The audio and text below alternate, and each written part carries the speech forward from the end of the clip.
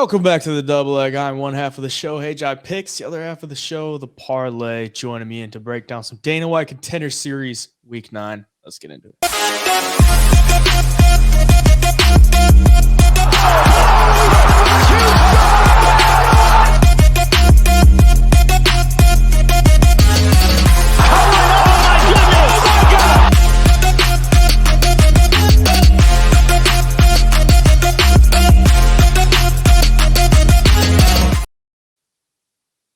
No UFC fights this past weekend, so we are fiending for some fights. We got Dana White Contender Series Week 9, so we only got 2 weeks left. Last week, Dana White Contender Series, we were both in the profit. Pretty good night overall.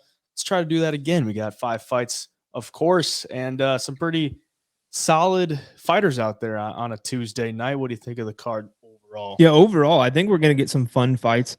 A lot of guys with experience too. I mean, you look at some of their records. There's guys who have fought, over 20 times, and they're just now getting to Dana White's Contender Series.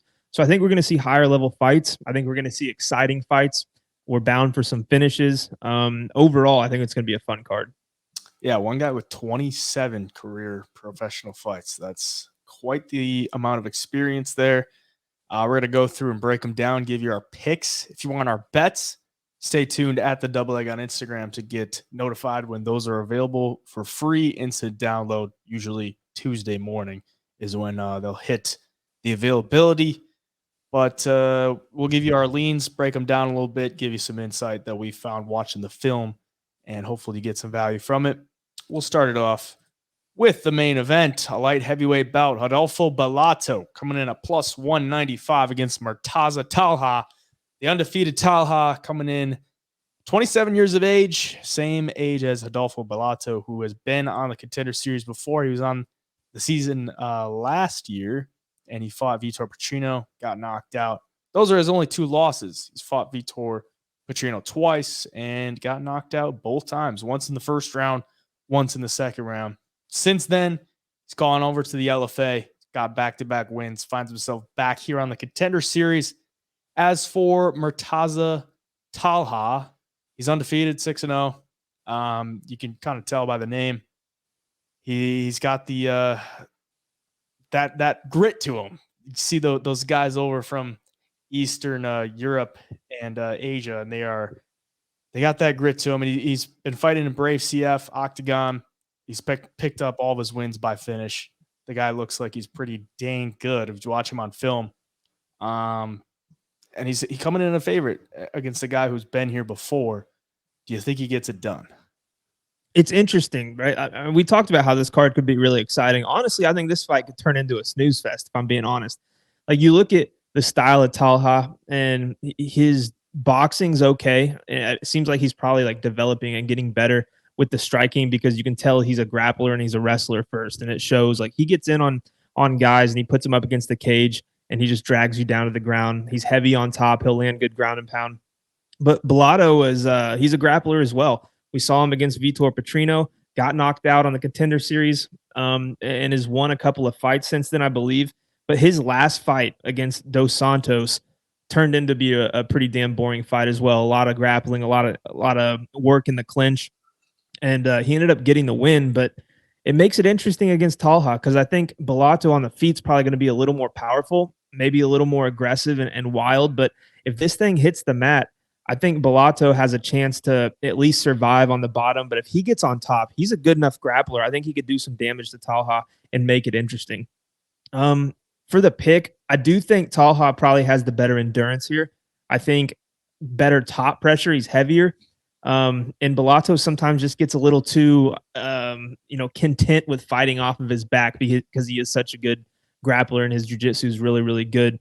And I think if he does that, Talha is just going to stay on top all night and win by decision or some kind of ground and pound or something. But, for the pick, I'm going to go with Talha. But the one thing I did notice on film too is he's never really a lot bigger than any of these guys at 205. He's kind of shorter, and Bellato's pretty damn big. So maybe that makes it a little harder for him to get the takedowns himself. Maybe Bellato can do some good work. But I think Talha is going to be a little more composed and have the better gas tank here. So I'm going to pick him. Yeah, Talha's on an 18-fight win streak. I mean, he's never loss. He's undefeated as an amateur. He's got an amateur win over Anton Turkalj, who's in the UFC. And you look at the level of competition, it's not like complete cans. I mean, he's still fighting, 7-1, 8-2. He's finishing dudes pretty quick. All his wins come in the first round, except one of them was a submission in the second round. I do wonder about the gas tank, maybe because we haven't really seen him pass, second into a third round. Bellato just fought a 5-round main event title fight for LFA and won a decision in that way. So it's an interesting one here. Light heavyweight, you get a little bit of variance as far as, knockout. Flash knockout is obviously live. Bellato does have some knockouts on his record. A lot of that's going to come to ground and pound, just getting on top and punching him out. For the pick, I'm going to go with Talha as well. I do think he's just going to be a little bit too much for Bellato. Bellato has been KO'd before. Martaza could definitely catch him with something on the feet. I'll go with him for the pick. But Bellato, been here before. When you come back after losing, you got a little chip on your shoulder. He could pull something out for the pick. I'm going to go with Talha, though. And yeah. Bantamweight bout. Victor Hugo Silva coming in at minus 145 against Eduardo Matias Torres coming in at plus 105. Hugo Silva, that is the 27-fight veteran that I was talking about before. But Eduardo Torres, 16-1. He's got a lot of experience under his belt as well, fighting out of Chile. 28 years of age for him. Hugo is on a long win streak. Goes all the way back 12 fights, I believe, that he's won in a row. He hasn't lost since 2014, so he's been on quite a tear. Gets a spot here on the Contender Series against a tough Chilean guy. Should be a good fight. I'm looking forward to this one. Who do you think pulls it off? Yeah, I'm going to say something. And if I end up being right here, we can come back to it. But I'm not convinced this fight's even going to take place because one thing I noticed going through Victor Hugo Silva's record is that over the last 3 years, he's fought at 145, 155, and even 170. And this fight's scheduled for bantamweight. So if you're fighting at 170 in the last few years and now you're going to cut down to 135, I know he's fought at 135 before, but it's been a while. And, that's pretty interesting. If he does make weight, then how does it affect him? Is he going to be way bigger and stronger and, have that on his side? Or is that weight cut going to be too much? And is it going to be draining and then affect him that way negatively too? So super interesting. He does have a lot of experience. Like you said, his record, he's got a ton of fights. It looks to be a decent striker. But the grappling should be on his side. He's a decent grappler. He lands some takedowns, especially when he gets in and starts brawling with guys. He'll kind of duck under and dump his opponent down to the ground. And for Torres, that's like one thing that I worry about with him, that his takedown defense might be a little suspect. But if it stays on the feet, I think Torres probably has the edge there. He has fought lower level competition. I mean, both guys probably have. But you can tell Torres is a good boxer. He's a good striker, especially from range. And, he throws decent kicks as well. And his volume's pretty good. So I think Torres should win this fight. But Victor Hugo Silva is just that wild card that you don't really know what you're getting. Like I tried looking up tape on him, and there's a few things you can find, but there's not a ton out there, especially recently. So you just never know what you're getting. It kind of reminds me of Daniel Marcos was kind of that same way. He was like coming on the Contender Series, 3-year layoff, couldn't really find much film on him. And coming off a 3-year layoff, he looked phenomenal. So you just never know what you're going to get with these guys. But for the pick, give me Eduardo Torres. Betting wise, though, I'm going to wait a little bit deeper in the week and just see how that line moves a little bit. Yeah, I'm pretty much seeing the same things. The one thing that jumped off the board to me was where he's fighting, like the weights that he's fighting at. That welterweight fight was that August of 2022, so a little over a year. That's 170. And then his last fight says it was at featherweight, but the weight on Tapology says 155. And that was May of 2023. So we're talking less than 5 months after that. You're going to get down to 135. It's a little interesting. I'm interested to see if it happens too, or how he looks on the scales at least. Yeah. And you could tell by, if you look at his Instagram, like he's not like a spring chicken. He's 30 years of age. He's got 27 professional fights. He's balding. He looks like an older guy too. He looks older than he's 30 years of age. So we'll see how he looks. But yeah, good hands on the feet for Eduardo Torres. And I think if he can keep the fight on the feet, he probably has a good advantage there. But if you watch the film on Victor Hugo Silva, if he hits you, I mean, he's got some good power. Like he put out, I forgot which fight it was, but he put him out with an overhand right that just folded him completely. So Victor Hugo live for a KO on the feet and a submission on the ground. Eduardo Torres got a number of wins by decision. So he's going to really go for the volume attack. He's only got 3 first-round TKOs. Does pack some good power. I mean, his last 2 wins come by first-round knockout. So maybe he's strengthen up a little bit, get a little more power in him going into this Contender Series fight. I'm going to side with you. I'm going to go with Eduardo Torres. Those Chilean dudes, Peruvian dudes, they'd be tough. They're really tough. And I do think if he can stretch out the fight, maybe he takes over. If he can stuff some takedowns and just piece him up, I think he gets the win. So I'll go with Torres with you on there. Light heavyweight bout, Magomed Gadzhiyasulov. That was a beautiful pronunciation. At -800 against Jose Medina, coming in at plus 425. Big favorite for Magomed. Undefeated, 7-0, 29 years of age, 6'3", and he's going up against Medina, who's 32 years of age, 5-0 in his last 5, 11-2 in his professional career. I mean, we're getting a lopsided number here, so it's not going to say anything crazy if you're going with the favorite. But watching Magomed Gadzhiyasulov, it's not like anything. Like I wasn't super impressed watching him fight. Based on the film, he's even got one of those flags on his Tapology record to be like, this bout has been flagged by Tapology for potential issues with legitimacy. So that's always a red flag. I just don't really think there's any value in taking Gadzhiyasulov at -800. Maybe you look for it over under. Medina didn't really impress me either watching his film, so it's not like I can get super invested in an underdog like this. His last win was a split decision against Fernando Filho, who holds a professional record of 4-4. So yeah, I don't know. This isn't like one that I'm super dialed in on as far as a betting perspective goes, because the line's so big. I don't really like either side all that much. So we'll see what the over-under looks like, but Gadzhiyasulov's going to be the pick for me. What are you thinking? Yeah, the line just makes it so uninteresting to me. I mean, Magomed, he's super tall, he's long, and it shows like a 205 compared to some guys he's fought. Like he looks bigger than 6'3" in there. Yeah. Like, he looks really, really big. And he's always been the better athlete than the other guys he's fought. I mean, you look at his record, his last opponent was 11-4. So that was a good opponent. But before that, man, he's fighting dudes who are 2-1, 0-0, has the fight that, record ineligible because, problems with legitimacy, and then fighting guys that are 0-3, 1-2. Like, it's just not a good look, especially coming from Russia. Like, those dudes have been known to pad records and fight these guys that aren't that good. So I'm interested to see what happens when he goes in there and he can't put his opponent down with that first big shot, or he can't find that first trip and do work from top position. Because Jose Medina, there's some stuff I like about him, but I mean, he does defend the takedowns decently well against the opponents he's fought. He'll land trips of his own. He's pretty vicious on top with the elbows and the ground and pound. But he does get hit a little bit on the feet and he gets backed up. I feel like he's always fighting from his back foot. He's always backing up. And he's not the most aggressive fighter when the fight is on the feet in boxing range. So I don't really like that against him, against the guy who's tall and long and who has decent striking and who is a good athlete.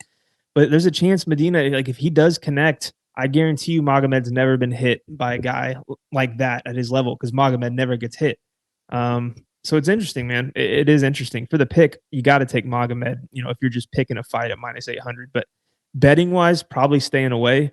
But if you are putting anything on anybody, I think it has to be the dog here. Based on the film, I saw like Jose, if he can get in control and he can be on top, he can do some work there. But if he's on his back, he's tough for him to get out of that spot. Like his fight against Tony Gordillo was a loss by decision. He got kind of grappled up in that one, just kind of out muscled. if Jose wants to win this, I guess he could try to catch him, but it's probably more beneficial to try to like look for some control time on top. Mm-hmm. Going against a Magomed, it's not really something that's you're probably going to see, but yeah, it's an uphill battle for Jose, in my opinion. Yeah. So got to go with Gadzhiyasulov. Welterweight bout here. Mauricio Ruffy coming in at plus 140 against Raymond Magomedaliev. Minus 185 on Raymond. I think it's Raymond. I don't know. We'll see how they pronounce it on Tuesday. But 10-1 for Raymond. 33 years of age for him. And 8-1 for Mauricio Ruffy. This should be a good scrap because both guys, I think, are possibly UFC caliber basing off of the film that I looked at, and it should be a good fight. Pretty evenly matched. And the Russian, I believe, is Islam Makhachev's training partner. That's what he tweeted today. So that's always something to keep into your cap. Mauricio Ruffy, all of his wins come by knockout. He's never been to a decision ever. He's never been submitted. He's never submitted anybody. So he's going to look to keep this one on the feet, swing some bombs. His only loss is a TKO in the second round to Manuel Sousa, who he almost finished in the first round of that fight if you watch that one.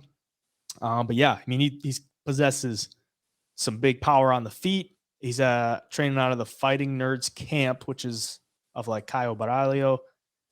So both guys come from good camps. Should be a good fight. What are you liking in this one? Yeah, with Raymond, you look at his record and he's fought good guys who have decent name value. I mean, Impa Kasanganay and Eagle FC, you've seen him fight in the PFL. He's a decent opponent. He was 9-2 at the time. He's fighting dudes who are 12-1, 9-0. Like, this dude's not taking super easy fights, and he's winning them, some by decision, some by finish. And the one thing on his side, he can strike pretty well, but I think he will have a pretty good wrestling and grappling advantage in this fight if he can get there. Ruffy's strong though, and I was watching his tape, and I was like, who does he remind me of? Like, with that striking style, he's got like a mix of McGregor and Johnny Walker. Like McGregor, he kind of stands in that open stance with his hands out, trying to like kind of feel you out a little bit. But some of his counters and striking reminds me of Johnny Walker. I mean, the dude is a really powerful striker, but he's a really good counter puncher too. Yeah. He's almost waiting for guys, draws you in. In his last fight, he landed a shot that put his opponent down that was almost identical to Sean O'Malley versus Aljo, where he just waited, and then just snuck that right hand in there. So his striking's nasty. He's pretty big. He's pretty strong, so he might not be as easy to take down as Raymond would like. But if Raymond does get this fight to the ground, I think he's going to have a serious advantage. But if he can't, and he's on the feet, he's got to be cautious at all times. Because like I said, man, Ruffy is fun to watch. He hits hard. He swings hard. And, if he can withstand the grappling and get Raymond just a little bit tired without gassing out himself, I think he's got a chance to make it close as the fight goes on. Because, every round starts on the feet. And while this fight's on the feet, he's always going to have a chance. So I think this is one people are going to like, because Raymond does have good grappling and wrestling, but he'll stand and trade with dudes too. Like, he has no problem standing there striking. And two higher level guys like that should be fun to watch. And like you said, I think both these guys are UFC caliber. This could be one of the better fights on the card. For the pick, I am going to go with Raymond just because he's got more tools, in my opinion. But betting wise, like I'm not so sure I'm not going to have a Mauricio Ruffy KO prop in there somewhere, because this dude hits extremely hard. Yeah, I was, watching the film, and just like you said, that counter right on from Ruffy, like, he'll look to set that up and try to pull you in and then fire off that right hand. So I was fully ready to be like dog shot on Ruffy's looking pretty good. And then I saw Raymond trains with Islam, and I'm like, do I really want to go against that, man? Like, I don't want to do that. And then you look at his record, like split decision over Impa Kasanganay at 170. Impa Kasanganay is now fighting for $1 million at 205. So I'm like, Impa's a pretty big dude. And he's higher level. I mean, he was in the UFC and then goes over to PFL, and he's having success there. So that win ages pretty well. Yeah, if he messes around with Ruffy on the feet, he's flirting with danger, and he's kind of showed that he's willing to do that. But then you also look at his grappling exchanges. It's not like some dominant grappler. You know, he's not like just shooting double legs and trying to get you on the ground and hold you there. So that gives me a little life on Ruffy as a live dog. I do think he's live. I mean, he's got big power, and if Raymond messes around with it, he could get caught. But like you said, just more tools in the toolbox for Raymond Magomedaliev. So he's going to be the pick for me. I mean, if the line keeps steaming towards Raymond and you get Ruffy at like plus 200, just like last week, where I think it was Vinicius Oliveira and some other dude, and I took a shot on the dog just because Oliveira fights super out of control, and he flatlined the guy. The bet doesn't look good, but I still think, plus 200, plus 250 on him is worth a shot. So for the pick, I'm gonna go with Raymond, but stay tuned to the bets. We'll see if Ruffy keeps growing as a dog, and I'll probably have a shot on him. I wish Raymond honestly was more grappling heavy, and that's all Ruffy had to worry about, because if it was like, Ruffy could just tee off on him without worrying about what's coming back at him. But the problem is for me that he can't have his hands down and ready to stuff takedowns, because Raymond will hit you with strikes too, and he's good and he's slick there too. So yeah, it's going to be super fun though. That's my fight of the night. Agreed. Flyweight bout here. Davey Costa coming in at minus 110 against Lucas Rocha, sitting at minus 130. 16-1 for Rocha at 23 years of age. 28 years of age for Davey Costa, 14-3. Both men are on quite a win streak. 5'2" for Lucas Rocha at flyweights. Not the biggest frame, but I mean, he still packs a punch. You watch him fight, he's in there. He will go in there and try to swing with you. The takedown defense is a bit of a red flag for me, just based off of the fights that I've watched. He can get taken down. He can get put in some dangerous positions. His last fight against Matias de Silva looked like he was about to get submitted the first round, ends up battling back and winning a decision. For Davey Costa, watching his fights, he's got a pretty good all-around game. I mean, the striking, I don't think is like anything crazy, but he does have 6 knockouts.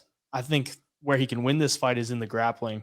If he gets a takedown and look for a submission, he's got 6 submissions on his record. And like I said, Lucas Rocha does struggle in some of those positions. He's never been submitted, but he's been in some tough positions that I've seen on film that I think Davey Costa could take advantage of. So it's not really a grappler versus striker matchup, but I do think that's probably the best path of victory for Davey Costa. We'll see what he does. Because I would expect with Contender Series, you're probably going to try to slug it out. If the submission presents itself, he might go for it. But it's flyweights. There's always a lot of weird exchanges with flyweights because they're so light and they can move out of these situations. But I think it's a good fight. Who do you think takes it? Yeah, there's things I like on both sides and things I don't. But if you look into Lucas Rocha, I mean, he's not the biggest 125er. I think he's 5'2", and he has fights at 115 pounds at atomweight. Like that's really, really small. I forget which fighter it was 2 weeks ago on the Contender Series. It was kind of the same thing, really small for 125, and he ended up getting knocked out. And that was my big concern going into that fight as well. But especially here against Davey Bittencourt, who has the ability to get fights to the ground. He's stocky. Like, this dude's not as very tall either for 125, but he's super strong. I think he's going to be a hell of a lot stronger than Rocha. So if he just comes out, lands some good shots, gets his timing right on some takedowns, I think he'll be able to control Rocha on the ground. And he's not just a control fighter too. Like, he will look for submissions. If he gets you in, if he gets your back, he's pretty good with the rear naked chokes. Yeah, that's the way I think he wins the fight if he wins. But on the other hand, like, Rocha, smaller, yeah, but with that comes a lot more speed.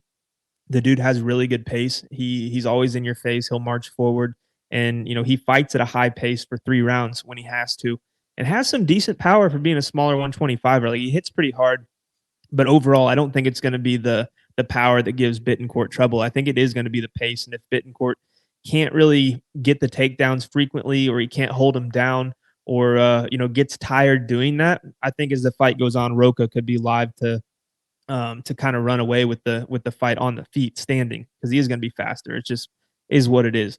However, I do think Davy Bittencourt striking is good enough to use his kicks and use his combinations to get in closer to Rocha and get his hands locked. And I think once he does that, he's just going to be too strong for him. So I'm going to go with Bittencourt. I think it is a fun fight, though. Both guys not too bad. I mean, I'm interested to see what Lucas Rocha looks like being 16-1 coming into the Contender Series. That's a damn good record at any level in MMA. So he's obviously got to be a pretty damn good. So give me Davey, though, for the pick. Yeah, I think Davey's got more tools in the toolbox, kind of like we talked about the last fight.